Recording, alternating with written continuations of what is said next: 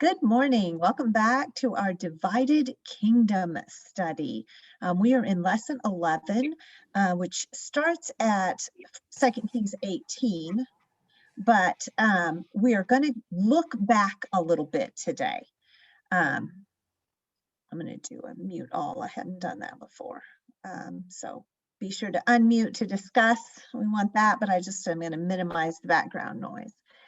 So for the past few weeks, we've been very absorbed in the story of the northern kingdom of Israel, right? Where our focus on the northern kingdom started when we hit Ahaz, right? His making Baal worship and like an official worship of Israel by installing a Baal temple in the capital sort of changed the progression of what was happening in Israel. So between Ahaz and Jezebel, we saw sort of a battle against Baal worship going on in the northern kingdom of Israel. God sent Elijah, and we followed Elijah through drought and miracle. Remember, through the contest against the prophets of Baal, and then his flight to Mount Horeb. We followed him through the anointing of Elisha to succeed him. And then we saw, even though the house of Ahaz was so wicked, we saw them continue in their ways for two more kings, right? Ahab had two sons. His first son became king, and then that son died and had no heir. And so the brother, the second son of Ahab, became king. And so all of that happened until God sent Jehu, an army commander, to wipe out the house of Ahab, Jezebel, and overthrow Baal worship in Israel. So that was a long, progression of stories that we see God pursuing his people out of that idea of following Baal. We watched 4 generations of Jehu's descendants reign in Israel until God removed them. They weren't especially good, but God had promised 4 generations for as a result of the service they did for God in that war against Baal worship, right? So we saw those 4 generations, and then Jehu, 4 generations of descendants, and then 5 more kings that keep coming up from coups, right? So we saw a real return to instability in Israel as far as the dynasty that was ruling. We saw a bunch of kings rule and fall, rule and fall, rule and fall. And that all continued until God sent the nation of Assyria to take them into exile. Okay, so that's what we watched happen over on the Israel side. Questions or comments on that?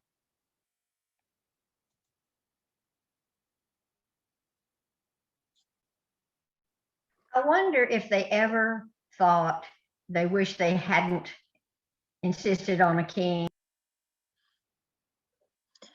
Way back to the institution of kingship to start with. We keep reminding ourselves that what we're reading as we read the book of Kings, Samuel followed by Kings, is the prophetic perspective on their history, right?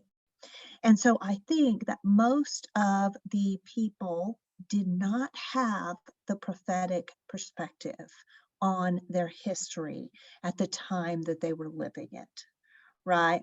So the idea that God is their one true king does thread through all the way through these prophetic perspective history books, Joshua, Judges, Samuel, Kings.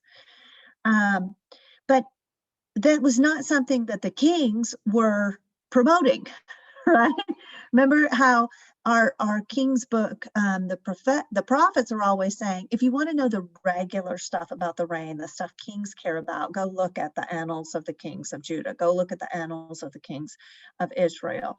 And so that was the perspective they were getting at the time.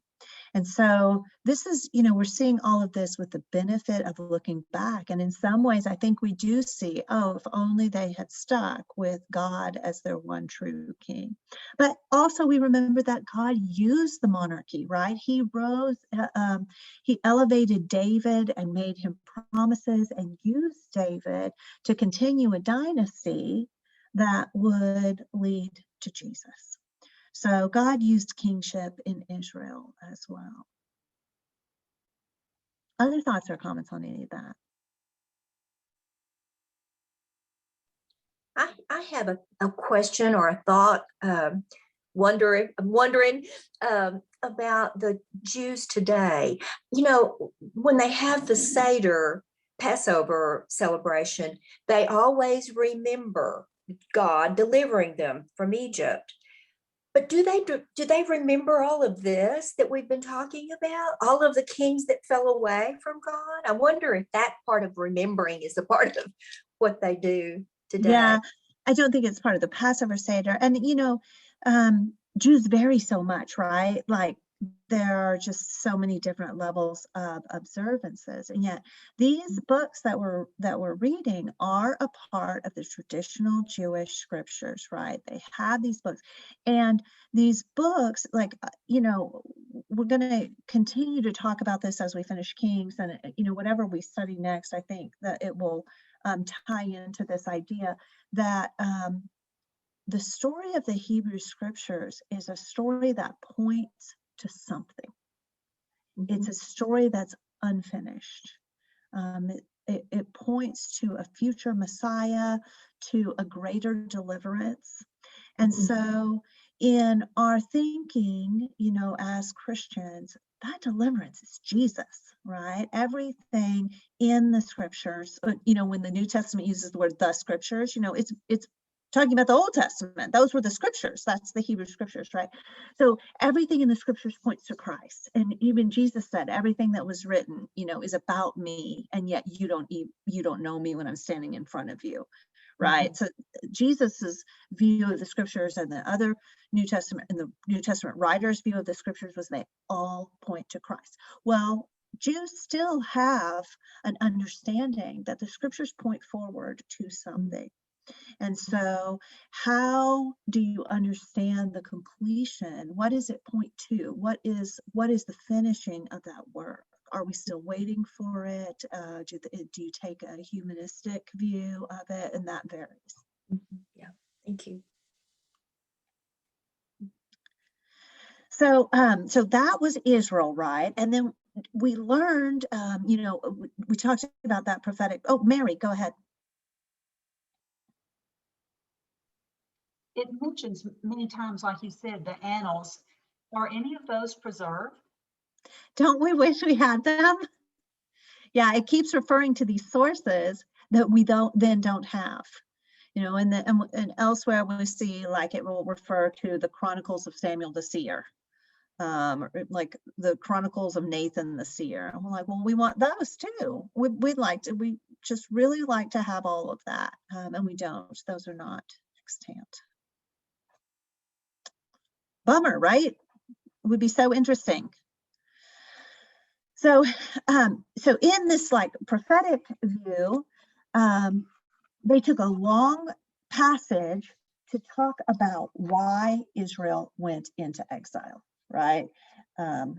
This is in chapter 17, beginning in verse 7. And what did we learn about why did Israel go into exile?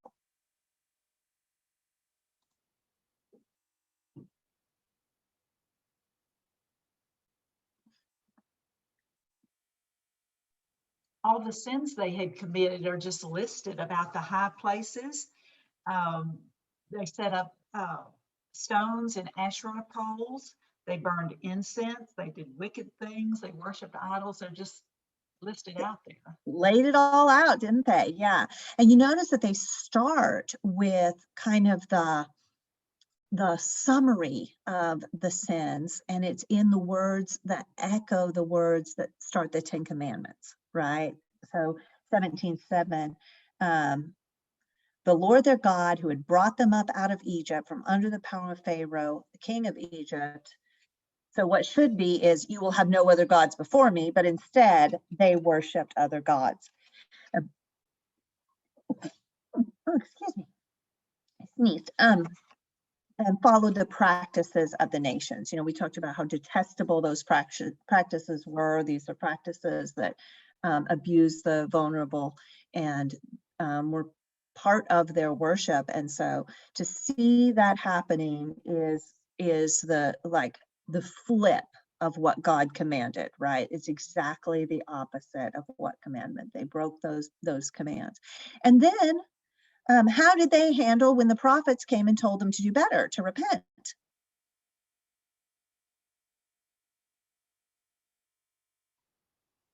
Verse 13. They were stiff-necked.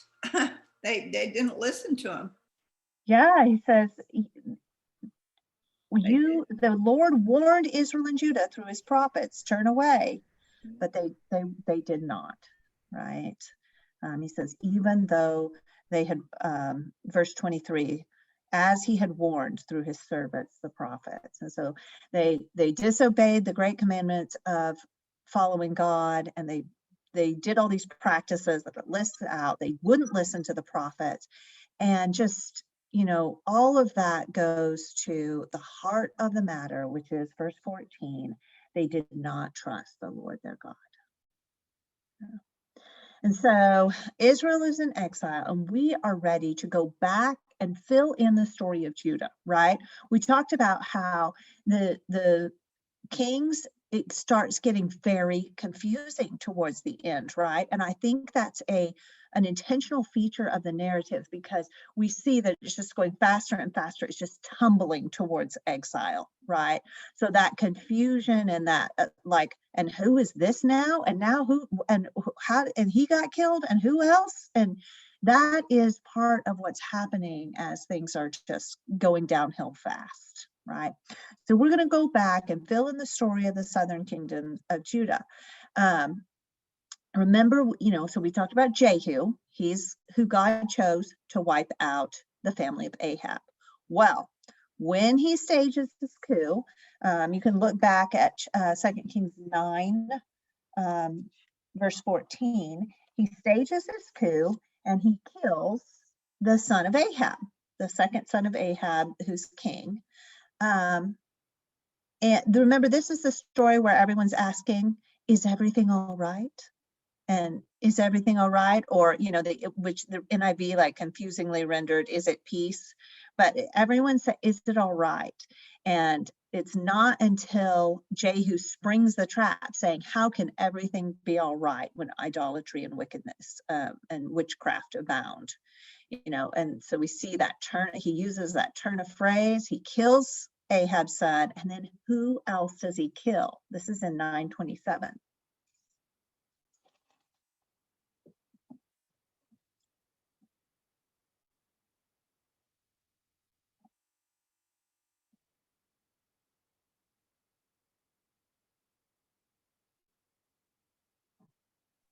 It's key to the story that these two guys are together.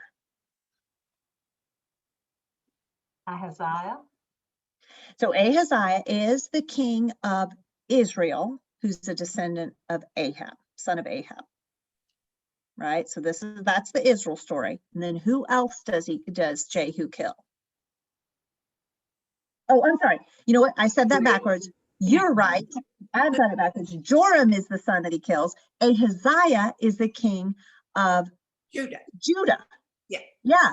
And these two guys are together because they are very intertwined at this point, right? I think I said the wrong name earlier when I was telling the story too. So, just mentally, as I know you're keeping every one of these kings' names straight, and that you all notice, and you were just too polite to say anything. But yeah, so the king of Israel's killed, but then the king of Judah is killed too. And this is key because they were so closely allied at this time, and their families were actually intertwined. And so this really changes what goes on in Judah, that the house of Judah is so mixed up with the house of Israel. They're allied together, and they're intermarried. And that name thing, there is an Ahaziah in both Judah and Israel. There is a Joram and a Jehoram in both Israel and Judah. They have some of the same names because their houses are intermarried, and they're they're pulling from the same names because they're so connected. Does that make sense? Yeah. Okay. So Yeah. Okay, so Jehu kills the king of Judah at the same time. Jehu is, all his work is happening in Israel, but he kills the king of Judah at the same time. And then some of the king of Judah's relatives show up and he kills them. And then when that happens, who is left in Jerusalem? So this is the capital of Judah. Who's left in Jerusalem and finding out that the king is dead? This is in 11:1. Well, Jezebel. what's that? Jezebel. Jezebel and Ahab's daughter, Athaliah, Goliath, yeah. is from the house of Ahab. That's who's married into the house of David. Actually, she's married into that in Judah. So she kills the whole royal family. Like, she kills her own children, right? It's really horrifying. She wipes out the entire royal family and seizes power herself. Dia? Well, except for one. Yes, except for one. What happens? Well, she kills everybody, but one of them saves Jehoiada. No, let's see, who was it? Somebody, Joash was saved. Joash is the king. Yes. So she wants to kill them all, but a nurse goes in the bedroom and takes them and saves them for 7 years, and then when he's 7, he becomes king. Yes. So the priest of the Lord and his wife, who is with the baby, secret away this baby to the temple. And that is how the line of David is preserved. Because if Athaliah had succeeded in getting all of them, they would have completely wiped out this royal line that has been, and we've seen the royal line has been stable this whole time. Israel has been having coup after coup, but in Judah, it's only the son, the next, the line of David. So the line of David is saved through this, and then Joash becomes a child king and then grows up into kingship in Judah.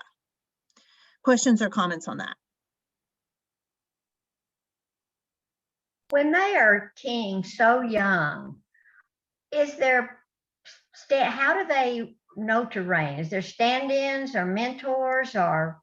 The standard would be that there would be a regent, and it's semi-implied that regent is Jehoiada the priest that raised him from 0 to 7. And because it talks about how Joash did good all of the days that Jehoiada the priest advised him. And we're left wondering, well, once Jehoiada the priest was gone, did he not do good? And there's some question in that story. It's a fascinating story that we don't have time to delve into deeply, but it looks like maybe Jehoiada the priest acted as regent advisor for the child king. Or they may have had another regent, and the annals of the kings of Judah would have seen fit to tell us about it, but our, King's prophetic perspective book does not. So at this point, we resume kind of the normal Davidic succession in Jerusalem. And during the time that we had Jehu and his 4 children, so 5 kings, and then 5 more additional kings, 10 kings total, counting Hoshea, who was the king when Israel went into exile. We had 10 kings in Israel. During that period, we had just 5 in Judah. Davidic succession, much more stable.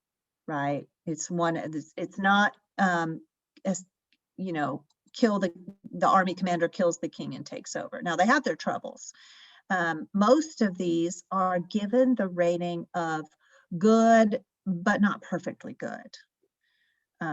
So the line of kings is like, they're good, but not like David. They're good, but they didn't remove the high places. Until we finally get to Ahaz, the king of Judah. Now we're going to look a little bit more closely at Ahaz. So this is like 5th king down from Joash. because he stands out as a major exception to the kings in Judah so far. He's king when Hoshea comes to power in Israel and when Israel goes into exile at the hand of Assyria. So let's read a little bit of what Ahaz was like. Sandy, would you read 2 Kings 16, 1 through 4?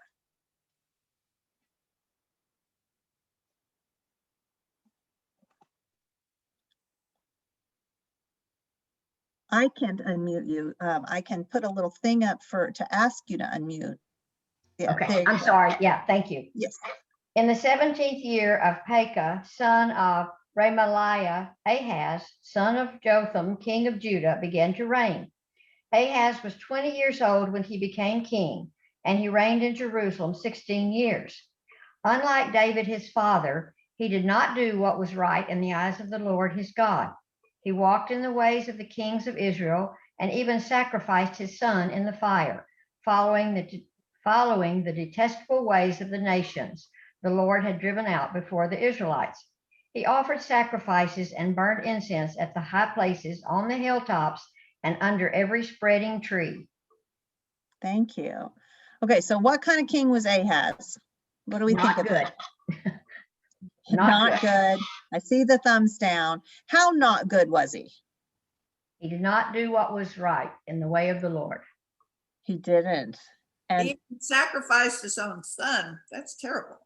yes, so that's kind of we see this as a mark of like the pinnacle of sort of commitment to evil in the kings, right? This happens when they are so deep into the practices of these of worshiping of these other gods that they go all the way to the child sacrifice, right? And so we get that Ahaz walked in the ways of the kings of Israel, idolatry with the high places, Baals, Asherah, and then this detestable ways of the nations that the Lord had driven out, culminating in sacrificing his son to these gods, right? We see in the next section, if you look at verse 7 and following, that Ahaz replaced his trust in God with trust in the king of Assyria. Look at what he says in verse 7 to the king of Assyria. I am your servant and your son. Come up and deliver me. Okay, so whose son? Who should he be speaking to if he says to some, I am your servant and your son? Who should that honor go to? The Lord.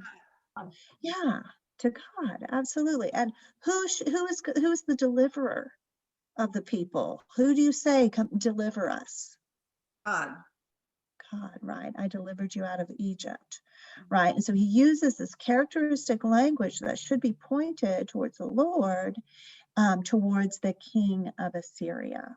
So we see that the trust is not in God. Instead, it's placed to this foreign power. And in verses 10 through 18 of the same chapter, we even see Ahaz redesigning the Jerusalem temple in imitation of the religious practices of Assyria and in deference to the king of Assyria. So the worship of the Lord we see has been suborned towards the practices of Assyria. And this is the state when the king Hezekiah comes to power. King Hezekiah is another standout. So let's read 2 Kings 18. So we're skipping over because this is, remember the text goes back and forth, Judah, Israel, but we're picking up the Judah story. So go to 18, and Fanny, would you please read 1 through 8? In the 3rd year of Hosea, son of Elah, king of Israel, Hezekiah, son of Ahaz, king of Judah, began to reign. He was 25 years old when he became king, and he reigned in Jerusalem 29 years. His mother's name was Abijah, daughter of Zechariah. He did what was right in the eyes of the Lord, just as his father David had done. He removed the high places, smashed the sacred stones, and cut down the Asherah poles. He broke into pieces the bronze snake Moses had made, for up to that time the Israelites had been burning incense to it. It was called Nehushtan. Hezekiah trusted in the Lord, the God of Israel. There was no one like him among all the kings of Judah, either before him or after him. He held fast to the Lord and did not cease to follow him. He kept the commands the Lord had given Moses, and the Lord was with him. He was successful in whatever he undertook. He rebelled against the king of Assyria and did not serve him. From watchtower to fortified city, he defeated the Philistines as far as Gaza and its territory.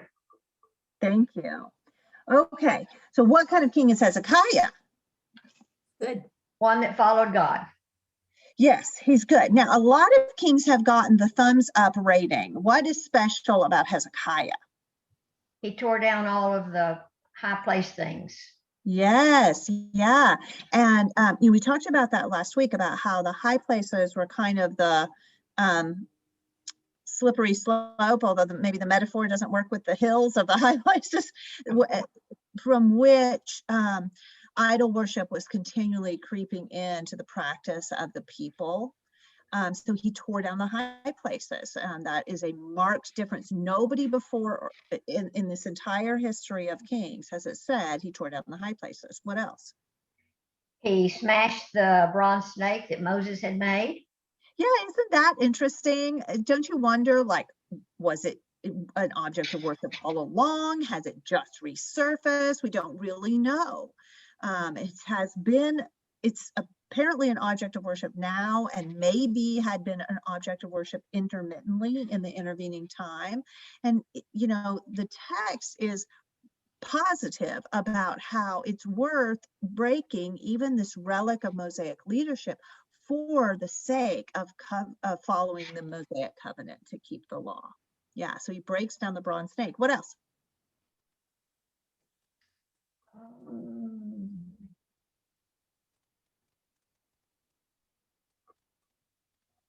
Have we mentioned that he cut down the poles? Yeah, and now some other kings had cut down the Asherah poles, but this is definitely a sense of completeness, right? He does that the other kings don't, and he does more. Who is he like? David. He's like David. This phrase, right, just as his father David had done, like his father David had done, this is not used of any king before him. Everyone is like, well, he was good, but he wasn't as good as David. That comes up over and over. And here we say, he's good in the way David was good. And he even defeats a group that David was famous for defeating. Who's that? In verse 8. Oh, the Philistines? Yeah, the Philistines, right. Lael, I saw you say that too, but you were muted. Yeah, the Philistines, right? We saw David, remember Goliath was a Philistine. We saw a lot of battles against the Philistines in David's time, and they haven't been showing up very much in these later kings, but we get, that he defeated them like his father David. And verse 5, what does it say about Hezekiah as far as his belief? Or he trusted in the Lord. Yeah. If the big problem with Israel, with the heart of Israel, and as they went into exile, was they did not trust in the Lord their God. Here we see that Hezekiah trusted in the Lord, and then we see verse 7, the Lord was with them. Also something that's not a phrase that is used of like David, but not of these other kings, right? So we have a king that is in some way a new David for the southern kingdom of Judah. And he's going to face a military challenge, right?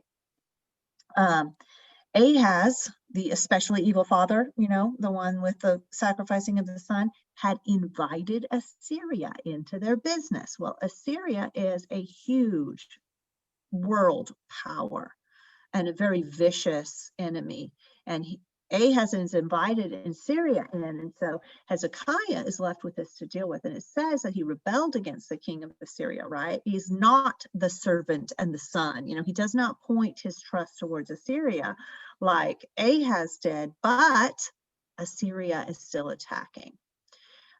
Assyria marches against Judah in verse 13. As we look in this next little section, verse 9 and following, Assyria, Sennacherib. Oh, this is Shalmaneser, king of Assyria, marched against Samaria and laid siege to it. Okay, they're reminding us, this is verse 9, they're reminding us of Israel's defeat, right? Because this is the question for Judah. What's going to happen to Judah? Israel was taken into exile. Is Judah going to survive? So they remind us, verse 11, the king of Syria deported Israel to Assyria and settled them into these other towns. And this happened because they had not obeyed the Lord their God, but had violated his covenant. They neither listened to the commands nor carried them out. Constantly this reminder, this happened to Israel. What is going to happen? The text is causing us to ask ourselves, what is going to happen to Judah? And then in verse 13, Sennacherib, king of Assyria, starts attacking the cities of Judah and he starts capturing them. So Hezekiah trusts in the Lord, but he's now facing this military challenge. So Sandy, read for us 17 through 25, please. The king of Assyria sent his supreme commander, his chief officer, and his field commander with a large army from Lachish to King Hezekiah at Jerusalem. They came up to Jerusalem and stopped at the aqueduct of the upper pool on the road to the washerman's field.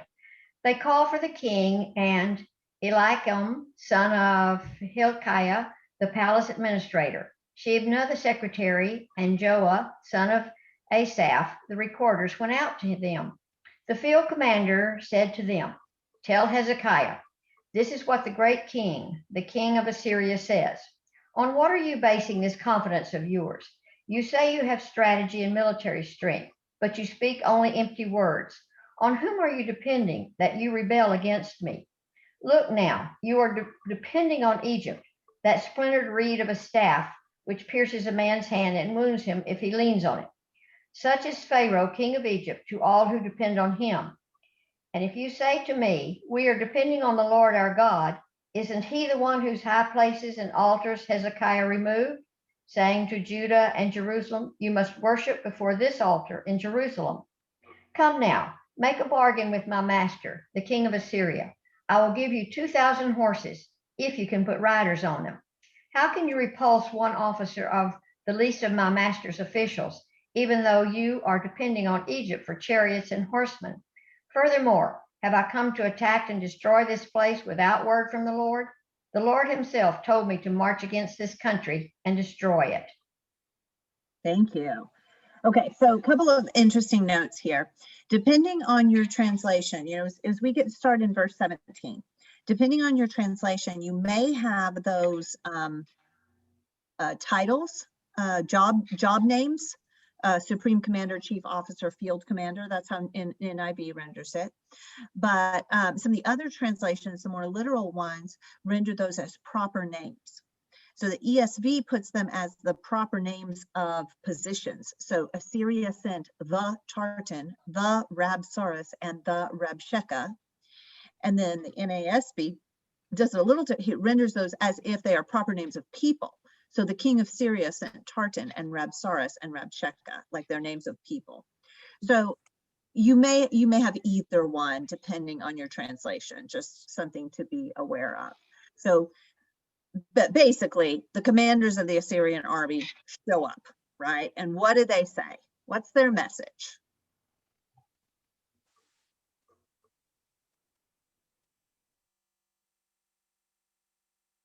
Who are you? They say you can't trust Egypt to take care of you. And, your king took down all the high places, assuming that that's where they were worshiping God, which of course they weren't, because they now have to go worship in Jerusalem. And so, come serve us and we'll give you all these, horses if you can find people to ride them. Yeah. A couple other people started to speak. You've got it, and you really put your finger on the key question at the heart of the field commander's speech or Rabshakeh's speech, right? Who do you trust? And our translations obscure this, but the word trust is in there 6 times.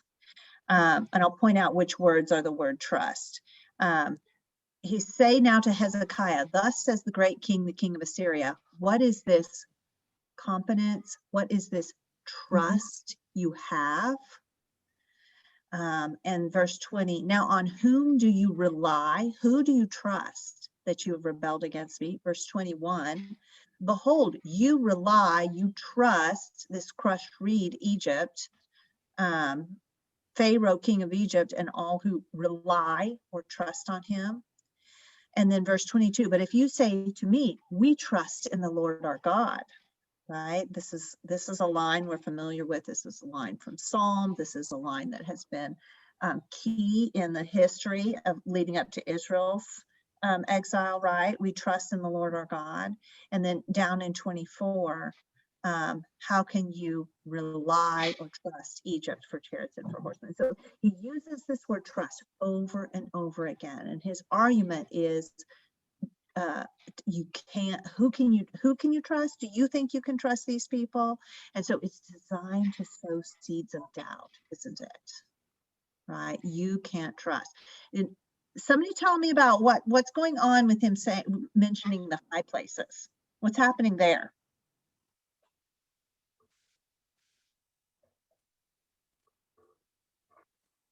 He's challenging their belief in God by saying, hey, these things are gone now, so your God's not here anymore. Right. Yeah, great way to put it. So this idea of like, you think you're going to trust in God, but God's high places are gone. So this is a view that is not God's view, right? Remember the perspective thing? God's perspective is that to truly worship the Lord your God, you do that in Jerusalem. But much like the surrounding nations, the way they would think of it, and the people, we know because they kept putting up the high places, they kept using them, the way they would think of it is we need the high places to worship God, the Lord, the true God, and then they would, add in the idolatrous worship from the nation. So the Rabshakeh is really, he's really trying to get under their skin here with this idea of what are you going to do without your high places, right? Is he also being a little sarcastic when he says, we'll give you 2,000 horses if you have people for them? I think so. As if to point out that you just really don't have enough fighters. Yeah, like you're so sad that even if you had the equipment, you couldn't do anything with it. And Oh, I was just thinking he sounds just like Satan, I mean, really, worship me. right. Then I'll give you can, have all these things. You can have all these things. We're going to talk about that when we get to the next speech. It's really striking. Yeah, great point. Hold that thought too. Yeah, so he says, and you notice, and speaking of sarcasm, he uses this metaphor with the king of Egypt. What does he say Egypt is like? Oh, a reed. Reed, a splintered reed. Splintered reed. Yeah. Said like you got a reed for a walking stick, and instead of supporting you at all, it just becomes a part and pierces your hand, right? Worse than useless is his metaphor for the king of Egypt, right? And we don't have any evidence that that Judah had sought help from Egypt. It may just be, these are the powers and how they're interacting in this time, and so he thinks they may want to seek help from Egypt, and if so, it's not going to work, is what he's getting in there. And then the real singer is in that last line when he says, I talked to God and he's talked back to me and put me in charge.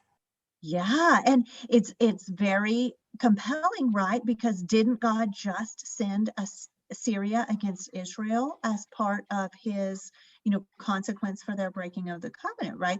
They rebelled against him, and God used Assyria to take them into exile. And so maybe it's the same, right? We're left going like, oh, and Ahaz was so bad, and so what's going on, maybe. Sharon? Well, it just sounds like it's continuing to twist the words that had been given before from God, like earlier when you talked about the the 10 Commandments, how they twisted that. They used those words in the wrong way, to get their point across. And it sounds like that still is going on. Yeah.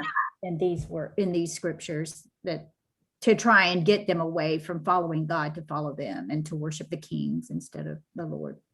Yes, yeah, exactly. And we're going to see, so, at the end of this first speech, it's a little ambiguous, like, could God have sent Assyria? But it doesn't, but Hezekiah was faithful, but Ahaz was so unfaithful. So you kind of like, where do things lie?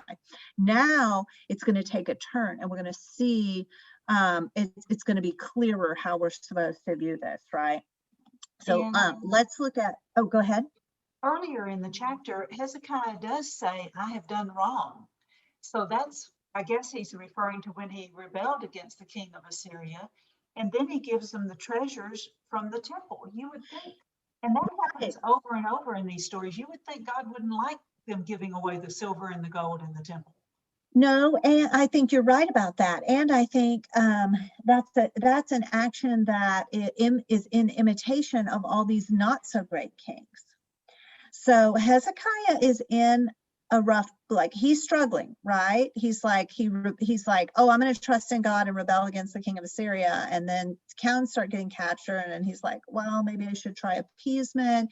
And so this is a difficult point, right? Yeah. Look at starting in verse 26. Okay, so the field commander makes that speech, and then we got the names of the officials. These are top officials of Hezekiah, the king of Judah, right? These two top officials are out on the wall to hear what he wants to tell the king of Judah, and they're like, shh, could you be quieter? Right? Verse 26. Then Eliakim, son of Hilkiah, and Shebna and Joah said, three officials, said to the field commander, please speak to your servants in Aramaic, since we understand it. Don't speak to us in Hebrew in the hearing of the people of the wall. So notice that these high officials speak a language that the common people don't. What is it? Hebrew. So that in Jesus's time, the common people are speaking Aramaic. But in this time, if you look again at verse 26, Hebrew is the language that the people, all the common people speak. And Aramaic was at this point the language of international diplomacy. So only these high officials speak it, and the rest of the people that might overhear, the commoners, don't understand it. So why don't they want the field commander to speak Aramaic? Well, I understood so that the people would be able to understand. Go ahead, Dia. Well, did they not want to scare the people and think that maybe Hezekiah wasn't leading them safely? Yeah, to undermine the confidence. They don't want, okay, so the officials, they're like, speak to us in the diplomatic language of Aramaic. Don't speak in Hebrew, because that's just going to scare the people. It's going to undermine their confidence. Sharon, you talked about this earlier, how it was such an effort to draw them away from the Lord and draw them away from allegiance to Hezekiah, right? So they're like, could you stop and don't talk to us in a language that people understand? And look what the field commander does, verse 27. But the commander replied, was it only to your master, meaning the king, that my master sent me to say all these things, and not to the men sitting on the wall, who, like you, will have to eat their own filth and drink their own urine? So what he's saying is, we're bringing a siege, and you're going to be suffering from the siege, right? You're going to be starving and running out of water and stuck doing these, very bad and distasteful things as you starve inside the siege walls, right? And so he says, what he's doing is he's refusing to switch languages. He's intentionally keeping the language that all of the people can overhear. And then the commander stood, so he's kind of doubling down on this, right? And called out in Hebrew, "Hear the word of the great king, the king of Assyria." He wants all this overheard, right? Yeah. This is what the king says: "Do not let Hezekiah deceive you. He can't deliver you from my hand. Don't let Hezekiah persuade you to trust in the Lord when he says the Lord will surely deliver us. The city will not be given into the hand of the king of Assyria." Right? Undermining trust in the Lord. He continues, verse 31, "Do not listen to Hezekiah. This is what the king of Assyria says." So he's advertising this message to everyone. "Make peace with me. Come out to me. Every one of you will then eat from his own vine and fig tree and drink water from his own cistern until I come and take you to a land like your own, a land of grain and new wine, a land of bread and vineyards, a land of olive trees and of honey. Choose life and not death. Don't listen to Hezekiah, for he is misleading you when he says the Lord will deliver us." So you see the message here, right? It's like, trust in the Lord will not work. And notice what he promises. He says, "I'll give you a good land." What does he sound like talking about the good land? Sounds like a mark. And it's like a bribe. Yes, yeah. He's making promises. "Oh, just surrender to me. Everyone's going to have his own fig tree." He's Sounds trying to like- echo what God said to the Israelites. And Canaan, Yes. Okay, Deuteronomy 8:7-9. "For the Lord your God is bringing you into a good land, a land of brooks and water, of fountains and springs flowing forth in valleys and hills, a land of wheat and barley, a land of vines and trees and pomegranates, a land of olive oil and honey, a land where you will eat food without scarcity, in which you will not lack anything." So yes, it's this very clear echo of like, the Lord gave you this land as your inheritance. I'll give you a good land as an inheritance. I'll be your provider. I'll give you what is good. Right? Drawing them away from trust in the Lord. And notice that, choose life and not death. Remember, all through the stories of Elijah and Elisha, we got that theme of like, the Lord is a God who is in charge of life and death. And here Sennacherib, through his field commander, is making that claim. He is claiming, I'm in charge of life and death, not the Lord, right? He's the deliverer. And then he really takes a turn. Listen to what he says. Verse 33, "Has the God of any nation ever delivered his land from the hand of the king of Assyria? Where are the gods of Hamath and Arpad? Where are the gods of Sepharvaim and Hena and Ivah? Have they rescued Samaria from my hand? Who of all the gods of these countries has been able to save his land from me? How then can the Lord deliver Jerusalem from my hand?" So now what's he gone and done? Put himself above the Lord. He was already putting himself in the role of provider and deliverer, but now he's really done it, right? Now it's, the Lord can't save you. And he's compared the God's little g with God. Right. Yeah. So now we see that Assyria, it has overstepped. We're sure. Before we wondered, is Assyria really sent to do God's bidding? Now we see, oh no, God is not going to stand for that, right? It gives us that feeling like, oh, you didn't, but they did, right? "And the people remained silent and said nothing in reply, because the king commanded, do not answer him." So, you can imagine this happening, like whatever he says, just stay quiet. Don't give him anything. Don't reply. And so then these officials returned to Hezekiah with their clothes torn, right? Sign of mourning. Like, this is a very upsetting message, and told him what the field commander had said. So Sandy, read for us 19, 1-7. When King Hezekiah heard this, he tore his clothes and put on sackcloth and went into the temple of the Lord. He sent Eliakim, the palace administrator, Shebna, the secretary, and the leading priests, all wearing sackcloth, to the prophet Isaiah, son of Amos. They told him, "This is what Hezekiah says. This day is a day of distress and rebuke and disgrace, as when children come to the point of birth and there is no strength to deliver them. It may be that the Lord your God will hear all the words of the field commander, whom his master, the king of Assyria, has sent to ridicule the living God, and that he will rebuke him for the words the Lord your God has heard. Therefore, pray for the remnant that still survives." When King Hezekiah's officials came to Isaiah, Isaiah said to them, "Tell your master, this is what the Lord says. Do not be afraid of what you have heard, those words with which the underlings of the king of Assyria have blasphemed me. Listen, I am going to put such a spirit in him that when he hears a certain report, he will return to his own country, and there I will have him cut down with the sword." Thank you. Okay. So what Isaiah is this? We know this Isaiah.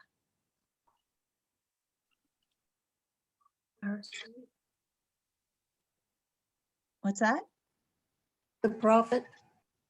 Yeah, the prophet of the book of Isaiah. This is a contemporary with the book of Isaiah, although the book of Isaiah spans more than one lifetime, but the part where Isaiah is interacting with the king in reference to Assyria is the Isaiah of the prophet. And so, you know, Hezekiah calls on Isaiah. He asks Isaiah to pray on his behalf, and the Lord answers positively, right? We see kind of a little repeat here. Look on, starting in verse 8. This comes through, right?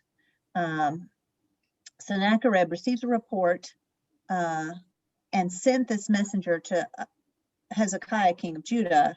This is verse 10. "Do not let the God you depend on deceive you when he says Jerusalem will not be handed over." So now he's acknowledging that he is at odds with the God of Judah, right? "Surely you have heard what the kings of Assyria have done to all the countries, destroying them completely. And will you be delivered? Did the gods of the nations that were destroyed by my forefathers deliver them? The gods of Gozan, Haran, Rezeph, and the people of Eden who were in Telassar. Where is the king of Hamath, the king of..." So it's just a list of like, we've defeated all these people and we're going to defeat you. He's basically saying you can't trust the Lord. But beginning in 14, you know, after this, it's another exchange that's more of the same. And after this, Hezekiah goes and he prays himself, right? Not just asking Isaiah to pray, but he prays himself. Starting in verse 14, Hezekiah received this letter from the messengers and he read it. And then he went up to the temple of the Lord and he spread it out before the Lord. And Hezekiah prayed to the Lord, "O Lord, God of Israel, enthroned between the cherubim." Right? This is how the temple is constructed, so that in the Holy of Holies, these two cherubim, these winged angel sphinxes, right, are these the lion sphinx characters that have wings, and that's this giant gold cherubim in the Holy of Holies, right? Because that is the place between the cherubim is the throne of God on earth and the footstool of the throne of God in heaven, right? This is the place where heaven meets earth. This is the place where the presence of God dwells. So Hezekiah is calling on the God that has put his throne in the temple in Hezekiah's city, saying, "This is your, oh God, you have chosen the city. This is the place where you have put your throne, where you've chosen to dwell," right? He says, you alone are God over all the kingdoms of the earth. And this is the theme that our authors have been trying to draw out over and over again. And we finally, you know, it's stated so clearly here that there's not gods, and including our God. There's one true God who is truly Lord over all the earth. the creator of everything. Hezekiah says, you have made heaven and earth. Give ear, O Lord, and hear. Open your eyes, O Lord, and see. Listen to the words of Sennacherib has sent to insult the living God. And he really has, right? It is true, O Lord, that the Assyrian kings have laid waste these nations and their lands. He's really worried, right? He's not taking this lightly. This is real.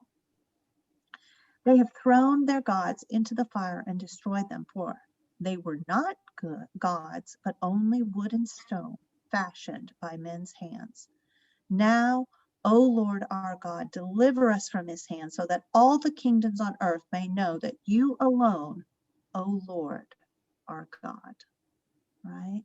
This is the way, he approaches God and says, do what you have done over and over. Stand up for your name. Stand up for your people. Display that you are the one true God. And what kind of answer does he get?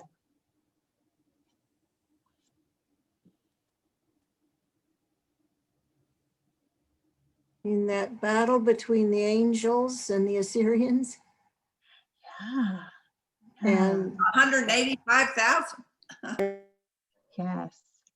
So first we get Isaiah showing up with the prophecy, right? And as we read, I wish we had time to read all of this out loud, because it reads very much like the book of Isaiah, doesn't it? Verse 25, have you not heard? Long ago I ordained it. In days of old I planned it. Now I have brought it to pass. This is very similar to the kind of prophetic rhythms and words we get in the book of Isaiah. And we're saying that this is his promise. Verse 29, this year you will eat what grows by itself. So what he's saying is you're stuck in the siege. You're not able to get out and plant. But I will bring up food for you. And he continues, and the second year from what springs from that, but in the third year, sow and reap, plant vineyards and eat their fruit. He says, you're going to return to a good life, a life of sowing and reaping, a life where you can have your normal way of life following me. He says, once more, a remnant of the house of Judah will take root below and bear fruit above. For out of Jerusalem will come a remnant, and out of Mount Zion, a band of survivors. So he promises relief from this, and there's a little echo of the future promise in there, isn't it? Yeah, it sounds like our promises that point us towards Jesus. It says, the zeal of the Lord Almighty will accomplish this. So he says, I will defend verse 34, I will defend my city and save it for my sake, the sake of the reputation of his name, and the sake of my servant David. And you're right. Then we get this angel of the Lord has basically wiped out the Assyrian camp and left Sennacherib alive with his army wiped out in front of him. And so he withdrew to Nineveh, the capital of Assyria, and is killed there as the Lord promised.